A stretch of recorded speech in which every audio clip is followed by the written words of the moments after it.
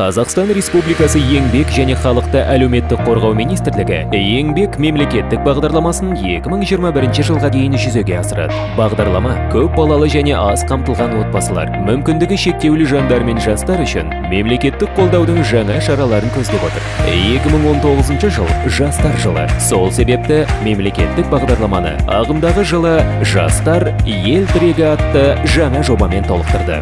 Жоба 2 бағыт бойынша жүзеге асады: жас маман және жас кәсіпкер.